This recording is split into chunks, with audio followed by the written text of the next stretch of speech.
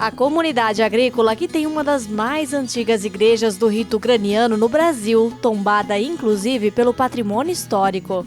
Construir a igreja ucraniana aqui, conforme a arquitetura do país que eles vieram, né, que é a Ucrânia. Nas rezas e cantos ainda se ouve a língua da terra-mãe.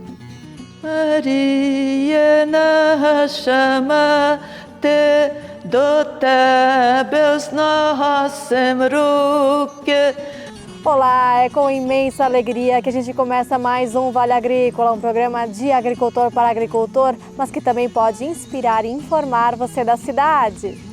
Nesta edição vamos falar da safra da cebola. Agricultores conseguiram driblar o clima para ter boa colheita, mas o preço não cobre nem os custos de produção. Vai faltar uns 10, 15 mil para cobrir o custo, então vamos esperar para frente, né? Fomos conversar com um especialista sobre o mercado. É difícil hoje conseguir produzir cebola aqui em 1 hectare, em que você colha 30, 40 toneladas por hectare, sem um custo mínimo de 40 a 50 mil reais. Tem dica Vale Agrícola sobre a poda do tomateiro. O bom é sempre nós fazermos a poda quando o broto for pequeno, a planta sofre menos. O sonho que começou na cozinha de casa e se tornou a primeira agroindústria de Passo Fundo, no Rio Grande do Sul. Mas esse fazer biscoito não é fazer que hoje a gente faz. É errar a receita mesmo, botar coisa fora até aprender, sabe? E é de lá que vem a receita da semana, as bolachas de Natal.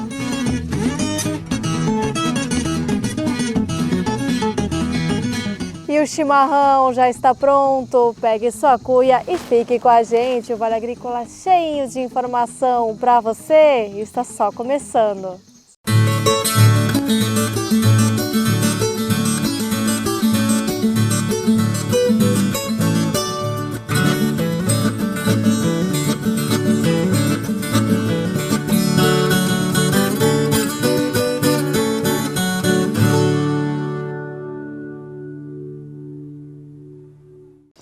Agricultores trabalham na colheita da cebola em Santa Catarina. Se neste ano, por um lado, os bulbos têm uma excelente qualidade,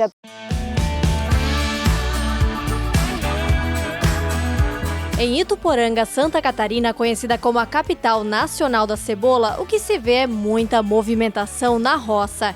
Entre o trabalho de arrancar e cortar o talo, são milhares de funcionários temporários vindos principalmente da região Nordeste. E as imagens mostram que nesta safra tem fartura no campo. O Jales, morador do Rio do Norte, comenta que em questão de tratamento de planta, essa foi uma safra mais fácil. Nos anos passados tivemos uma safra mais complicada, também muita chuva e bastante intempérie do tempo. O tempo não ajudou, muita chuva, aí dava tudo que você passava, de manhã passava, de tarde já chovia em cima, dava errado. Aí esse ano foi um ano mais fácil, tivemos que irrigar mais, foi mais irrigado, a safra foi mais complicada, trabalhamos mais com irrigação, mas assim tivemos um resultado até melhor. Segundo dados da Epagre, nesta safra foram plantados pouco mais de 18 mil hectares de cebola no estado. A expectativa é de uma produção de 567 mil toneladas, que devem ser vendidas ao mercado entre novembro agora e maio do ano que vem. O gerente da Cravil, cooperativa formada por agricultores da região, explica que os principais desafios foram no início, na preparação das terras. E no início, pelas previsões, nós tínhamos um inverno mais prolongado e muitos produtores retardaram as suas adubações e até o plantio. E por isso que esse ano a gente percebe que as produtividades nossas vão estar em torno muito próximo de 30 mil quilos por hectare, mas o tamanho do bulbo não vai ser tudo aquilo que nós esperávamos. Nós esperávamos uma colheita maior. Se a safra até começou com excesso de chuva, depois foi a irrigação que ditou o ritmo. E se por um lado a cebola está um pouco menor, por outro, não dá para se queixar da qualidade. A gente entrou no começo já com irrigação, começamos a irrigar meio cedo, daí primeiro a gente achava que talvez ia dar muito pé, ia dar muito capitão, por causa da chuva, mas como a seca se confirmou, daí a gente teve um resultado até bom, satisfatório pelo ano que foi. Não longe dali, encontramos a propriedade da família Rosa. A cebola está na reta final de maturação, começando a cair, período em que mais ganha peso. Para reduzir os gastos com mão de obra, o Ademir e a Kênia optaram pelo plantio direto nos 3 dos 4 hectares. Essa questão da mão de obra para vocês sempre é um desafio, na verdade, né? A mão de obra, a gente depende tudo da mão de obra de fora, né? E daí chega no tempo da plantação, é corrido, né? Todo mundo quer, né? Temos 2 filhas, daí todas as 2 já não estão mais em casa, então nós estamos já sozinhos, né? Daí já não conseguimos mais plantar tanto também.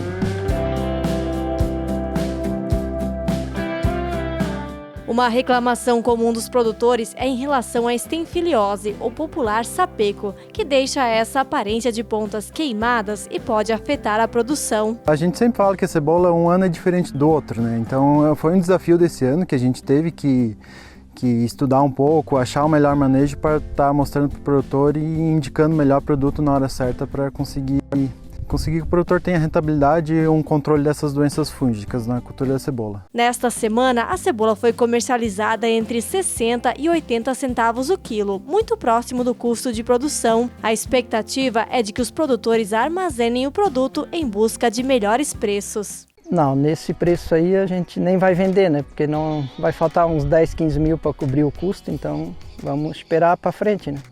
A grande maioria dos produtores tem os galpões para armazenar essa cebola. Se eles fazendo dessa maneira e a cebola esse ano vai ser de qualidade boa, então essa cebola pode ser guardada de janeiro, fevereiro, até maio, junho do ano que vem.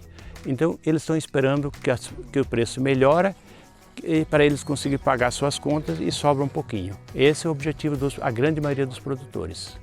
Então vamos tocar para frente, vamos esperar, vamos torcer para que o preço melhore.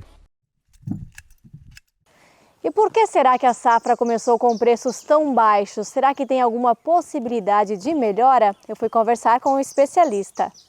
Para falar então sobre o mercado da cebola e sobre toda esta condição que os produtores vêm enfrentando, eu vou conversar com o Daniel Schmidt, ele que é engenheiro agrônomo da Epagre e também coordenador da cebola dentro da instituição. Daniel, o pessoal pensa assim, 80 centavos, tá bom para o produtor. Mas a verdade não é essa, né? Não, a verdade não é essa. Esse preço não compensa sequer os custos de produção, né? Que são praticamente o dobro disso. É um valor muito baixo e se deve, claro, a uma condição especial agora de mercado em que a gente tem no Brasil uma super oferta da produção. Então, começando com esse custo de produção, o que envolve isso e por que se torna tão alto na cultura da cebola? Bom, desde semente de qualidade, nós temos aqui na nossa região ainda o uso intenso de mão de obra. Essa mão de obra vem de outras regiões, ela significa em torno de 40% do custo de produção e ela, ainda que se busque mecanização, mas hoje ela é obrigatória, nós dependemos principalmente para transplante e para essa fase agora final de colheita, de recolhimento, de classificação, né, de padronização. É uma cultura com grande dependência de mão de obra e isso custa caro. Como a gente também cultiva numa região, digamos assim, bastante umidade no ar, nós temos o desenvolvimento de fungos, nós temos que controlar doenças, pragas, né, questões que são importantes principalmente relacionadas com fertilização, que exigem obviamente um aporte, né, um custeio a cada ano por parte do produtor. É difícil hoje conseguir produzir cebola aqui em 1 hectare, em que você colha 30, 40 toneladas por hectare, sem um custo mínimo de 40 a 50 mil reais. Ou seja, só para pagar esse custo básico, a cebola já teria que sair do produtor a mais de R$1 o quilo, né? O que fez esse ano essa oferta tão grande? O que aconteceu no mercado nacional? Nós tivemos nos últimos 3 anos safras boas, com bons preços, né? Nem tão boas assim em termos de produção, mas para os produtores do Brasil como todo, em média, valores bastante compensadores e em alguns momentos picos de preço acima de R$4, R$5. Isso estimulou o plantio e não aconteceu isso no ano passado porque as condições climáticas não permitiram, né? Mas agora em maio, junho, permitiu que o pessoal, especialmente do Nordeste, mas também do Brasil Central, Goiás, Minas e São Paulo, fizesse um cultivo maior. Houve atraso no desenvolvimento, mas aconteceu uma boa produção que fez com que então a partir de outubro nós tivéssemos um mercado, digamos assim, superabastecido. Em agosto isso não foi tão grave porque o Brasil ainda conseguiu exportar alguma coisa especialmente para a Argentina, que aliviou um pouco a pressão aqui dentro do mercado. Mas de setembro para cá as condições de oferta foram muito altas.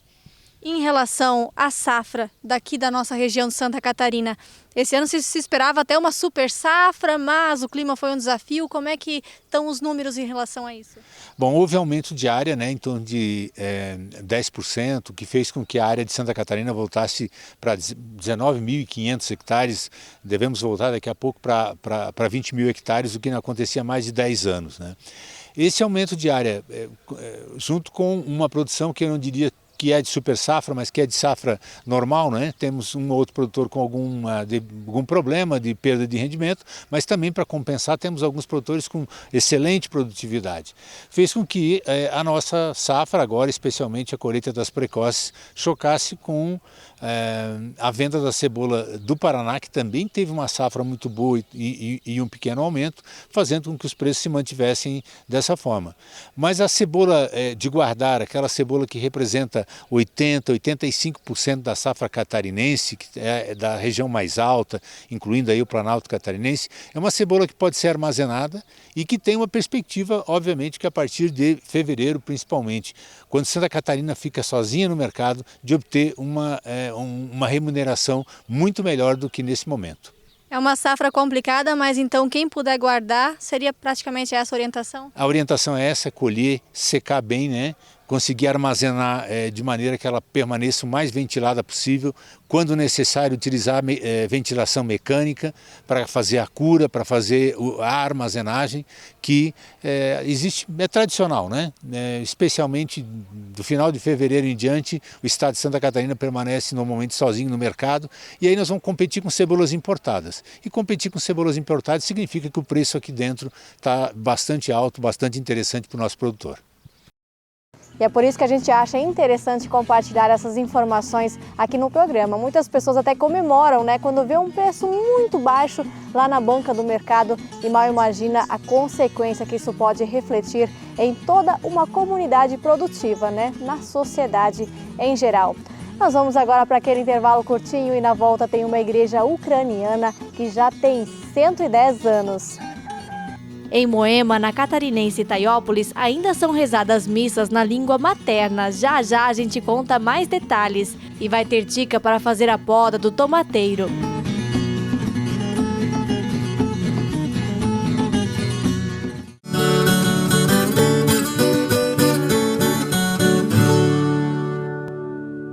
Em 10 anos, a Domo Solar já ajudou mais de 1.400 clientes a economizarem na conta de energia em quase 70 municípios do sul do Brasil. Com sede em Blumenau e filiais em Rio do Sul e Chapecó, a Domo Solar viabiliza diversas linhas de crédito para facilitar ainda mais a transição para a energia solar. Saiba mais em www.domosolar.com.br. Domo Solar. Quem gera energia, economiza de verdade. Você precisa de segurança energética. Conheça os geradores de energia Getty. Com tecnologia inteligente e desenho robusto, nossos geradores são a solução perfeita para o agronegócio, indústria, comércio e residências. Duráveis e potentes, eles garantem energia contínua quando você mais precisa. Chega de interrupções inesperadas. Escolha Getty e não deixe que a falta de energia atrapalhe seus planos. Há 30 anos no mercado, a Mogiana Especialidades Químicas sempre prezou pela qualidade, transparência e dedicação na pesquisa, formulação, desenvolvimento e industrialização dos produtos de seus clientes. Nossa linha Agro vem para atender as empresas fabricantes de fertilizantes e adjuvantes, desenvolvendo produtos como aditivos, agentes quelantes e complexantes, aminoácidos e tantos outros, sempre acompanhando o que há de mais moderno em tecnologia sobre fertilizantes. Entre em contato conosco em www.mogiana.com e saiba mais.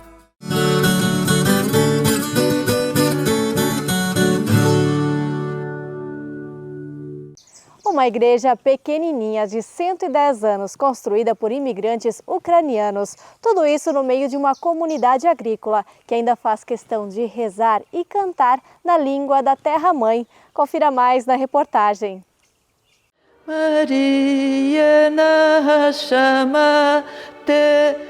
Na pequena comunidade de Moema, no interior de Itaiópolis, Santa Catarina, a linguagem que mais se ouve depois do português é o ucraniano, tradição dos imigrantes que vieram além-mar em busca de melhores condições de vida no Brasil.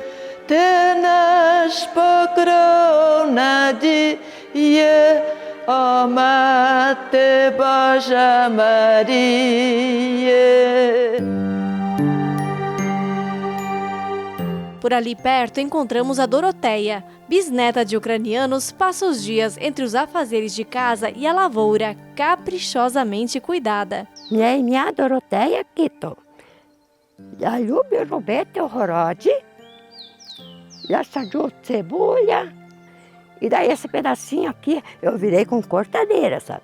Com cortadeira virei, ele demorou porque não é fácil. Até que os médicos dizem que não é para me fazer esforço mais nas pernas, mas eu faço e me faz bem. A comunidade de forte produção agrícola de Fumo e Grãos é um dos berços da imigração ucraniana no Brasil. E bem no centro, no alto do morro, fica um dos principais símbolos, a Igreja São Pedro e São Paulo, do rito bizantino ucraniano, construída em 1914, apenas alguns anos após a chegada dos primeiros imigrantes na região. A imigração ucraniana iniciou em 1891, com as principais levas, alguns anos depois, em 1895. Os ucranianos chegaram principalmente no Paraná, né?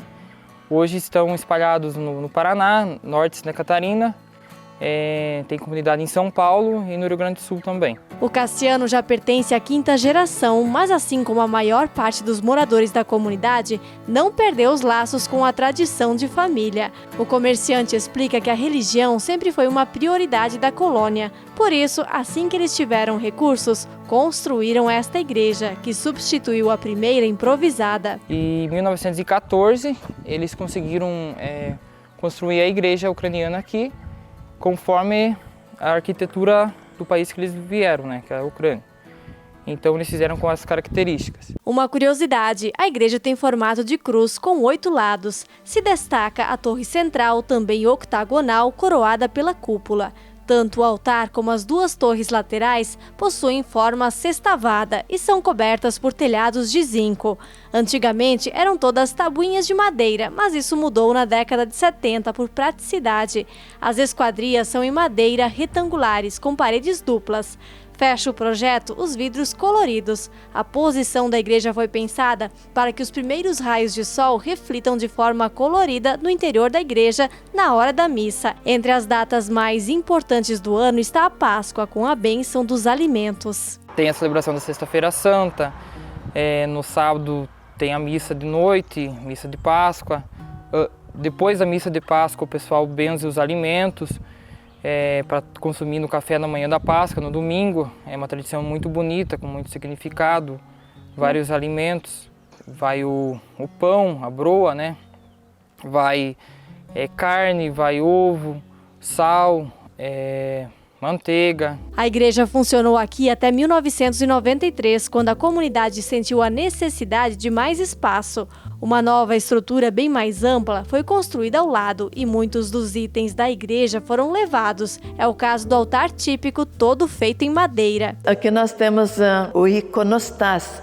Esse iconostas era da igreja antiga, foi trazido para cá, né? Mas antes do tombamento do IFAM. Então, não pode tirar as coisas e modificar muito as igrejas que são tombadas, né? Mas o iconostas foi trazido antes do tombamento.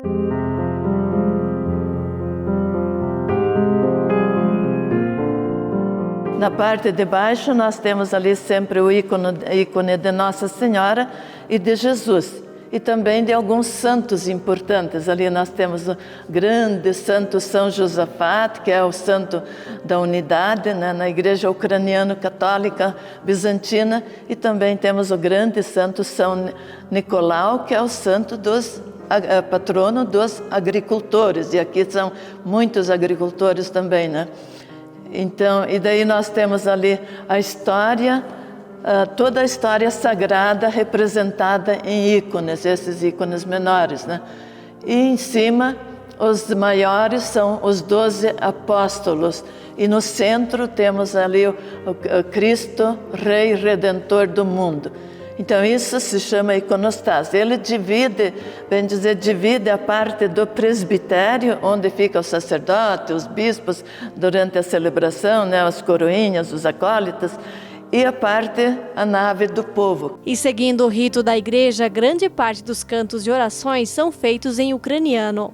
Отче наш, що єси на небесах, нехай святиться ім'я Твоє, нехай прийде царство Твоє. Nós temos os livros também da Divina Liturgia também em ucraniano, mas já foi traduzido também para o português, né? A liturgia toda cantada, e o povo canta, as crianças cantam e querem aprender ucraniano, né?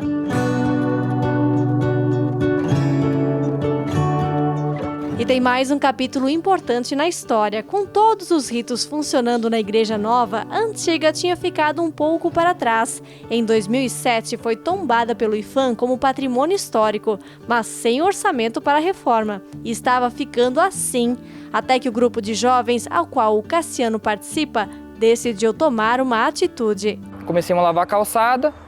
Da calçada, achei meu fácil, vamos lavar a parede também. Comecei a lavar a parede. Da parede, um falou, poxa, a parte de baixo lá nós conseguimos lavar. Comecemos a lavar. Aí a mobilização foi crescendo. Um senhor emprestou um caminhão para nós lavar. Então, viu que nós estava fazendo o processo de restauro, tinha um caminhão, nos emprestou. O outro membro da comunidade doou um pouco de madeira, o outro doou tinta. E assim, no final, com a ajuda de todo mundo, né? Começou com o grupo de jovens, né? Tipo, inicial ali, aquele começo. Mas depois todo mundo viu, poxa, dá para fazer, o pessoal começou, vamos continuar, daí todo mundo. E é assim que a gente volta a Doroteia, lá do começo da reportagem. Uma moradora da comunidade que ficou feliz ao ver a história difícil dos antepassados ser preservada. Minha mãe contava, uma tia dela ainda, morreu no navio. Vinha a minha avó com o meu marido e uma filha e 2 filhos. E daí a filha era deles, dos avós da minha mãe, morreu no navio. Tinha 16 anos que jogaram no mar. O que iam fazer? Que triste, né? Jogaram no mar. E daí eles pararam um pouco em Itaiópolis. Daí o marido daquela minha bisavó morreu ali em Itaiópolis. Depois veio só a avó da minha mãe para cá com 2 filhos. Foi nesta igreja que ela foi batizada e tomou a primeira comunhão. Em missa sempre tem o apostolado da oração, primeiro domingo, eu frequento aquela ali. Já tenho túmulo para mim ali no cemitério, para mim e para o meu filho. Quem passar pela Moema em Itaiópolis agora vai entender o porquê destas 2 igrejas juntas. Um lugar que ajuda a contar a história de uma comunidade, onde a herança cultural segue mais viva do que nunca.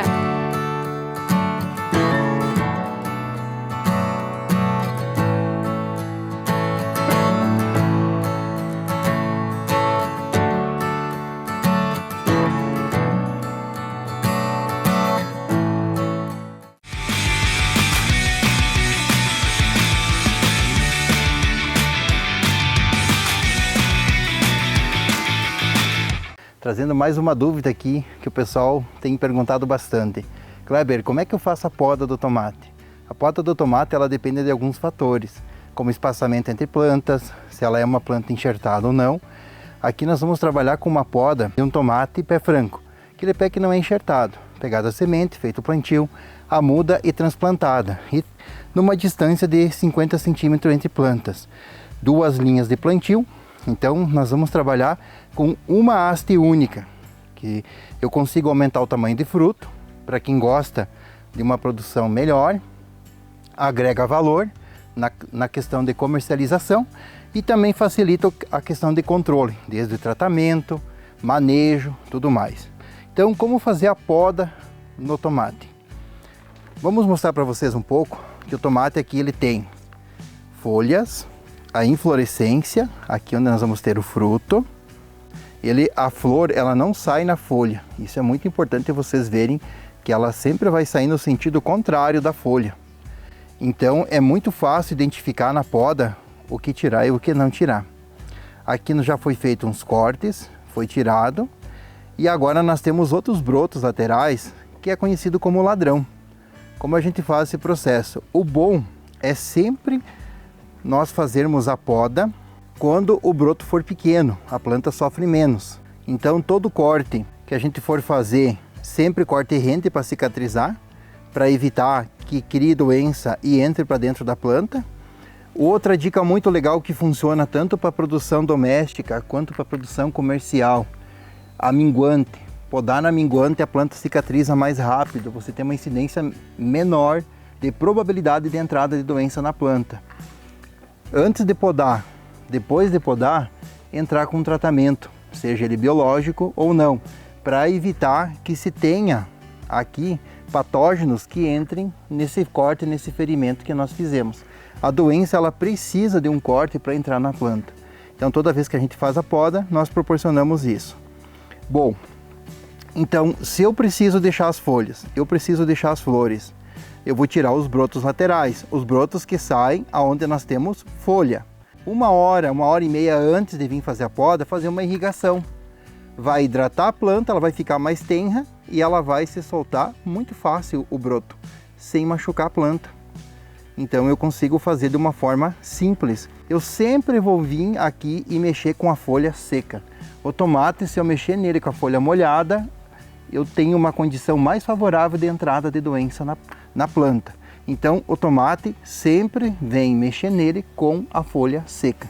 Outra pergunta, as folhas de baixo, tira ou não tira? Vai depender muito. Sugestão, o tomate, ele não gosta de terra limpa. Então sempre que vocês puderem trabalhar com uma cobertura no solo, é muito melhor. Nós temos um outro broto que saiu aqui, ó, um broto ladrão, ó. Vou tirar ele, olha como ele se solta depois de uma rega, né? Essa folha aqui, ela é uma folha que ela tem manchas, olha, entrou um pouquinho de doença, ela é uma folha comprometida. Então essa folha aqui, eu vou tirar ela. Então quando que eu tiro as folhas de baixo? Quando a planta tem muita folha, sombreada demais, eu tiro, ou se eu tenho folhas que tem folha seca, folha com alguma questão de patógeno. Quando nós pegamos brotos maiores, com estilete ou gilete, nós vamos vir aqui e vamos cortar rente, tá? Vocês vão encontrar situações onde é feito um corte dessa forma aqui, ó, tá? Quando eu corto longe assim, aqui a planta ela não cicatriza. Isso aqui vai apodrecer, vai ficar uma entrada de doença, aonde eu vou ter dificuldade para essa planta futuramente produzir, porque a doença vai travar muito ela. Então eu tenho que vir aqui e fazer um corte rente, tá? Esse é o corte que eu vou fazer. Isso vai fazer com que a planta cicatrize rápido. Numa produção em escala mais para consumo, um pozinho de canela nesses cortes ajuda bastante. Agora, olha só o tamanho desse broto aqui, olha. Esse broto é um broto grande. Podem perceber, ó, saiu da folha, eu preciso tirar, porque eu vou manter o principal com produtividade. Esse broto aqui, se eu fizer manualmente, eu vou machucar bastante ele. Com uma navalha bem afiada, eu consigo reduzir esse estresse. Mas o corte acontece, ó, o corte, ele é feito de forma rente, olha só. Cicatriza rápido e reduz muito a entrada de doença. Nós temos outro ladrão saindo aqui. Então esse aqui eu tiro facilmente com a mão. Giro para um lado, giro para o outro, puxando um pouco. Tá feita a poda. Alguns produtores utilizam a questão de utilizar a fita para prender. Eu gosto muito de enrolar a planta, tá? Por que fazer esse processo aqui para firmar ela no fitilho? Ela fica mais firme, ela não fica tão bamba, com uma carga pesada de a planta se dobrar e descer. Então favorece bastante isso. Esse material que ficou da poda é muito importante eu descartar ele, levar para uma composteira para fazer o processo de compostagem, para não deixar foco de doença aqui. Muitas doenças, elas precisam da matéria morta da planta para se multiplicar também.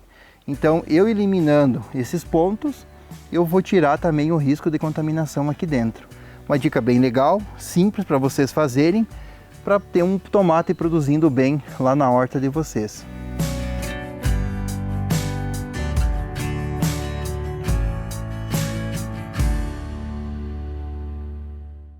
Daqui a pouco, os altos e baixos da primeira agroindústria de Passo Fundo, no Rio Grande do Sul. O forte são as bolachas de Natal, mas tem diversos outros que não podem faltar à mesa. E ao longo dos anos, eles começaram a apostar em versões mais saudáveis.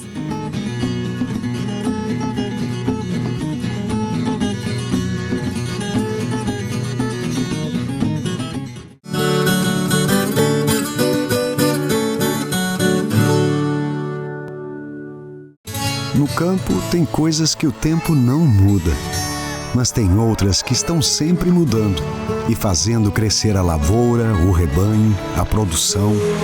E o Sicoob faz parte dessa evolução, dando apoio, transformando a vida de quem também tem raízes nesse chão. É por isso que cooperar com as mudanças no campo vai ser sempre a nossa maior tradição. Sicoob, somos feitos de valores. A segurança que você merece está aqui. Na Bonin oferecemos uma ampla seleção de pneus novos e recapados para automóveis, caminhões e máquinas agrícolas, garantindo sempre a qualidade de todos os processos, onde todos os profissionais são qualificados. Além da venda de autopeças e mecânica, agora a Bonin realiza manutenção de câmbio automático e geometria de caminhão. Há mais de 30 anos percorrendo o caminho da qualidade e confiança. Bonin. Colhedora de forragens Bocuda Solution. Solução completa para o corte de silagem. Com exclusivos sistemas de processamentos de grãos, Cracker e Raipsib, que garante a qualidade do picado e rendimento da silagem, proporcionando excelente qualidade na alimentação do seu rebanho. Entre em contato e saiba mais. Roar. A inovação que o campo precisa.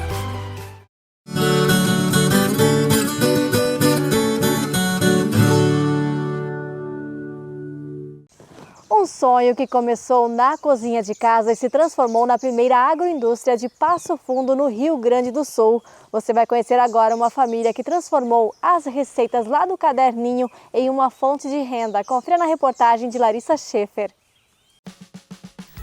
A massa sendo sovada é sinal de que hoje tem produção de biscoitos. Já saindo do forno, as bolachas vão ser decoradas em ritmo natalino. A Marisete e o Elmo estão casados há 38 anos e há 20 trabalham com produção de biscoitos e outros panificados na agroindústria da família em Passo Fundo, no Rio Grande do Sul. Uma amiga sugeriu que fizesse biscoitos.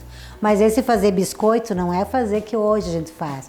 É errar a receita mesmo, botar coisa fora até aprender, sabe? E assim a gente começou na cozinha de casa, como a maioria das pessoas começam, né? Na época a gente tinha horta, ele estaria, né? Daí como precisava de uma renda a mais, eu já ia na feira, vendia verdura e leite. Daí eu vou fazer, digo, então faz que daí vai junto, feira, né? Da bolacha de Natal pintada aos biscoitos integrais com uva passa, o empreendimento da família Garbim começou com uma ideia simples: fazer algo em casa para complementar a renda da família e manter os filhos na propriedade rural. Iniciativa que logo se tornou a primeira agroindústria familiar registrada no município. Como a legislação recém estava começando também, tinha essa diferença, né, que uma agroindústria familiar ela não é nenhuma indústria e ela também não é uma padaria lá no interior, né? Ela precisa processar as próprias matérias-primas produzidas por eles mesmos, né? A definição da agroindústria familiar é a mão de obra da família. Nós não temos empregados e nunca tivemos. Diferente de uma padaria, a gente não usa conservantes, a gente não usa pré-mistura, a gente usa a farinha, o açúcar, enfim, mas sem adicionar outros componentes químicos. Não tem conservantes, não tem corantes, o nosso diferencial é esse. Os primeiros anos não foram fáceis. Com pouca informação sobre o que seria uma agroindústria, em meados dos anos 2000, a família enfrentou desafios para manter o negócio funcionando. Eu sempre digo assim, que a gente começou ilegal para poder dar certo legalmente. Se nós tivéssemos começado legalmente, nós já teríamos fechado. A gente andou apanhando bastante de uns os amigos, e aí uma temporada bem complicada. Nós já quando meu sogro faleceu, foi difícil. Aí a gente ganhou uma raceira muito grande que passou, né? E aí a gente ficou sem renda por 3 anos, né? Foi muito pagando conta de dinheiros não recebidos. Meu marido teve que botar prótese no quadril e acabou também não podendo mais ter horta. Então a nossa renda é dos biscoitos. Então tudo que gira para nossa renda é biscoito. A legalização veio em 2008 e desde então a família pôde participar de projetos municipais e estaduais que ajudaram a melhorar a renda. A merenda escolar, ela compra através de 2 mercados institucionais. O PNAE, que é o Programa Nacional de Alimentação Escolar, e o PAA, que é o Programa de Aquisição de Alimentos. As agroindústrias, então, elas conseguem comercializar através do PAA, aqui municipal, até R$30 mil por ano, por família, e através do PNAE, R$40 mil. Isso são R$70 mil a mais, que é comercializado apenas no âmbito municipal, e ainda temos o PNAE estadual, onde é possível se fazer a comercialização de até mais R$40 mil por ano. Então é um valor bem considerável, né, que dá uma ajuda bem grande para as nossas agroindústrias locais. A nossa renda aumentou em 50%, né? Eu digo que a gente está respirando sem oxigênio. Aí a merenda estadual também agora está voltando ao normal, né? Porque por causa da lei que não podia com adição de açúcar, que para nós foi muito ruim, mas a gente está trabalhando, né, para cada vez que eles entendam também o nosso lado, né? E a gente também tem o Conselho de Segurança Alimentar, onde que eu coloco é importante para quem está consumindo, as crianças, mas para quem produz também é importante para continuar gerando renda, porque a gente vive dos biscoitos, a gente não tem uma outra renda. Eles serviram de exemplo para as demais agroindústrias e a gente tem sempre o hábito de fazer intercâmbio entre os produtores, né? Porque além do assessoramento técnico, o produtor sempre ele gosta de conversar com um outro produtor, né? Que vai fazer a mesma atividade que ele tem interesse em também fazer. Então eles fazem essa troca de ideia. Não foi diferente, né, com a questão das agroindústrias, né? A Marisete ela conseguiu auxiliar as próximas que se legalizaram também.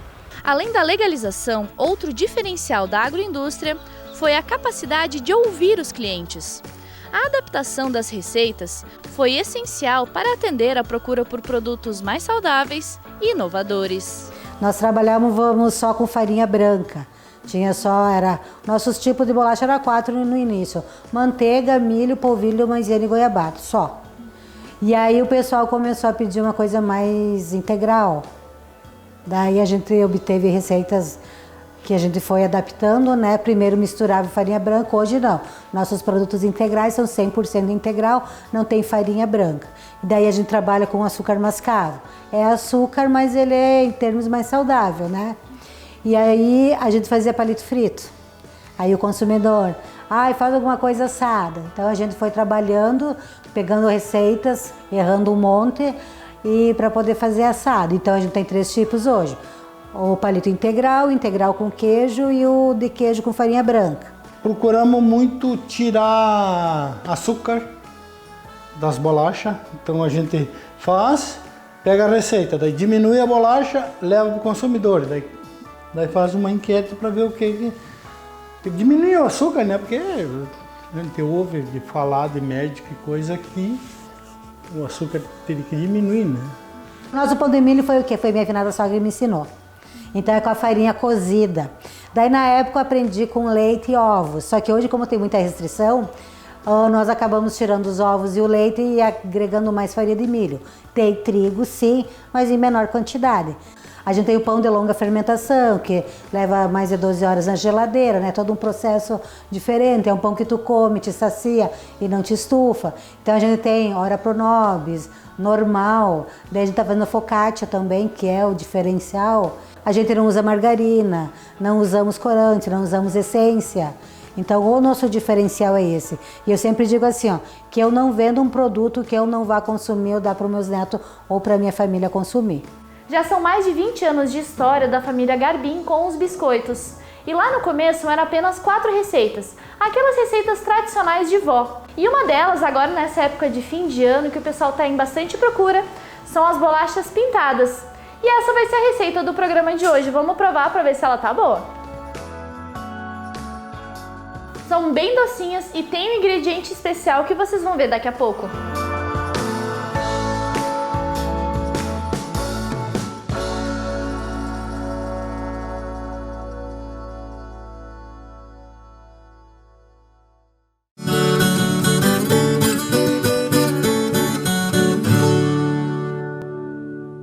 Quem é agricultor já sabe, não dá para contar apenas com a sorte. Os seguros agrícolas são as ferramentas para colocar tranquilamente a sua cabeça no travesseiro e focar no que realmente importa, o planejamento da safra. E não é apenas para as plantas ou rebanho. Casa, trator e implemento agrícola também contam com linhas específicas de contratação e com o valor bem em conta. Proteja a sua safra e seu futuro. Quer saber mais? Entre em contato com a Catena Seguros. Não deixe a sorte decidir. Escolha a segurança. Não conte apenas com a sorte. Invista na sua tranquilidade. Produtor, quer mais produtividade no plantio de soja, milho e arroz? A Fecoagro Fertilizantes possui uma dupla imbatível para essas culturas. Na base, o Nobre Alga Mais com alga marinha Lithotanium estimula a atividade biológica do solo. Na cobertura, o Cooper Animais com dupla proteção do nitrogênio e liberação prolongada. Os fertilizantes Nobre com alga mais e Cooper Animais estão disponíveis nas cooperativas filiadas à Fecoagro. Do que é feita a cooperação? É feita de união. E do que é feita a união? Essa é feita de confiança. Confiança é este bem valoroso que, com o tempo, torna-se ainda maior, mais forte e produtivo. E a gente sabe bem disso, porque já são 50 anos que cultivamos a confiança dos associados, clientes e colaboradores como nosso maior patrimônio. Cooperativa Cravil, 50 anos. Uma história de confiança.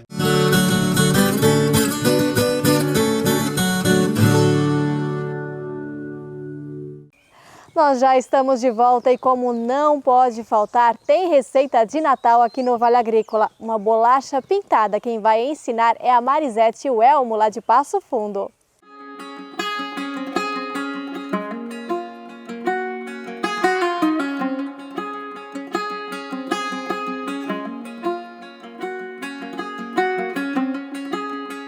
A Marisete Garbim, a esposa do Elmo, da Agroindústria Familiar Biscoitos Garbim, e hoje vamos ensinar uma receita com motivos natalinos, né? Final do ano chegando, ótimo para comemorar. É uma receita fácil, simples e não requer muitos ingredientes. Nós vamos começar com 1,5 xícaras de açúcar, 4 gemas, 75 gramas de banha e 75 gramas de manteiga, uma pitadinha de sal,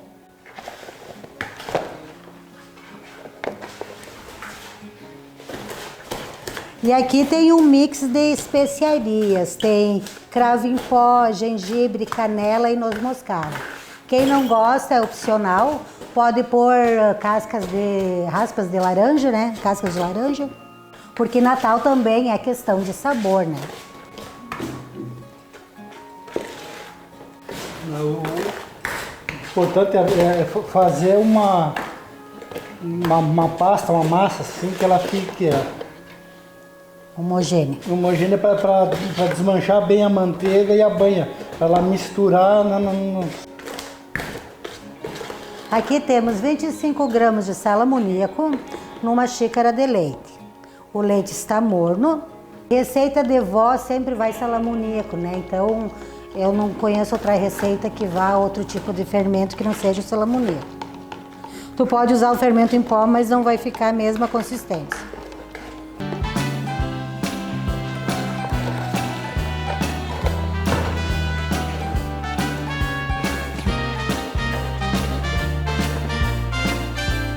Aqui nós temos umas 1 quilo de farinha. Aí a gente coloca aos poucos, mais ou menos dá umas 800 gramas, mas tudo depende do tipo de farinha. E se o pessoal quiser peneirar ela? Pode, mas não é necessário. Nessa receita aqui não é necessário. que geralmente a gente peneira mais para bolo, né, para algum outro tipo de biscoito mais delicado. Existem 2 tipos de biscoito. O Natal pintado e tem os decorados. O decorado já é um biscoito mais fino, mais elaborado, né? Mas assim, ó, memórias afetivas se faz com biscoito de Natal pintado, com clara de ovo, sabe? Ele é tradicional da avó mesmo. A massa ela não pode ser dura demais, senão não vai conseguir abrir. Nós optamos, né, para as pessoas verem que a mão dá certo também. Nós geralmente usamos a amassadeira. É conforme a quantia que você faz, né? Que você produz. Que nem a gente quando faz bastante, uma porção de quilo, daí a gente põe na amassadeira. Agora como é para mostrar assim, pouco a gente faz na mão. E até na mão assim ela fica, dá um outro gosto, parece.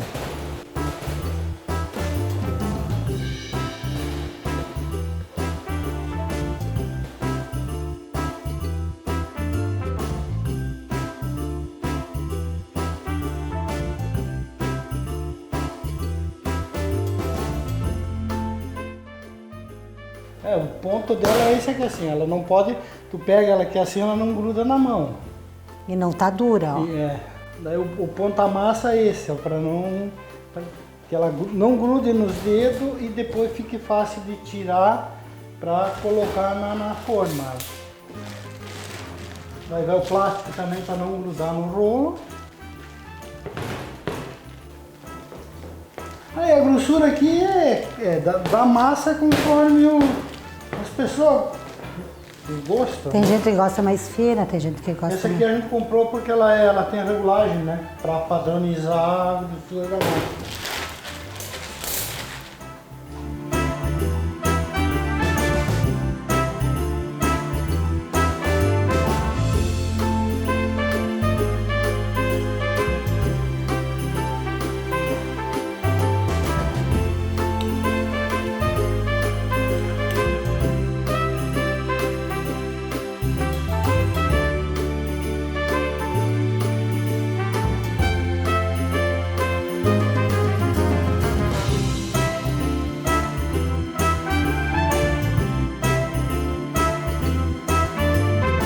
No forno convencional a gás, pré-aquecido 200, 205 graus, dependendo do forno, uns 15, 20 minutos.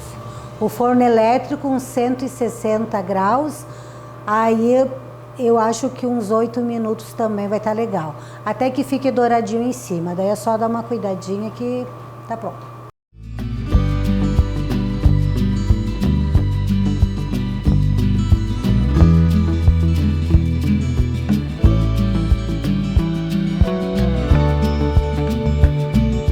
Enquanto o biscoito assa, nós já colocamos aquecer a água para fazer em banho-maria, 3 xícaras de açúcar e 1 xícara de clara. Porque hoje o tempo está úmido, né? Daí, se o tempo está bem seco, 2 xícaras é suficiente. E depende da quantidade de biscoito que tu tem, né? O banho-maria vai servir para aquecer a clara, para ela poder depois ficar firme, para não desandar. Que geralmente eles fazem com a clara direto no fogo, né? Você coloca na panela e põe em fogo baixo e deixa aquecer a clara. Eu aprendi uma técnica de colocar em banho-maria, que é a mesma coisa e vai dar certo do mesmo jeito. Então a gente tira do fogo, depois se estiver no ponto, liga a batedeira e deixa bater em ponto de pico. No que estiver pronto a gente mostra.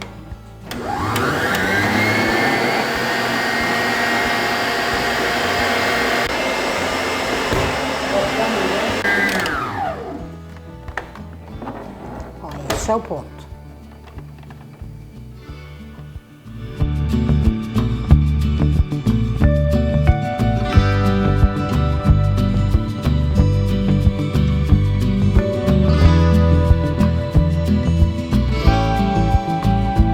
Agora o biscoito já esfriou, passamos o glacê e vamos começar a largar o açúcar colorido.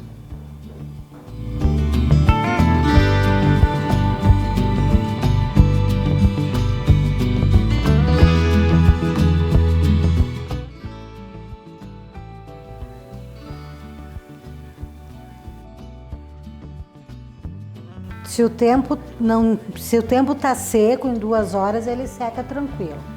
Se ele tá mais úmido, que nem hoje, ele demora um pouquinho mais.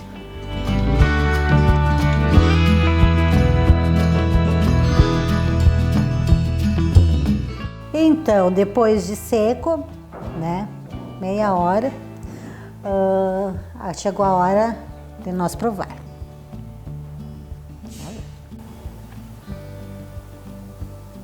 Uma delícia. A bolacha ela secou, né, o glacê com açúcar, e esse aqui a gente faz todo ano.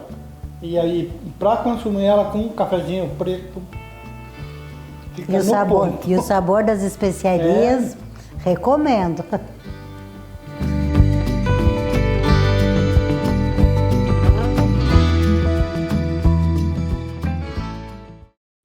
Quero ver quem é que vai reproduzir em casa. E se fizer, marca a gente lá no Instagram, @ValeAgrícolaOficial. O programa de hoje está chegando ao fim. Tenha dias produtivos de trabalho.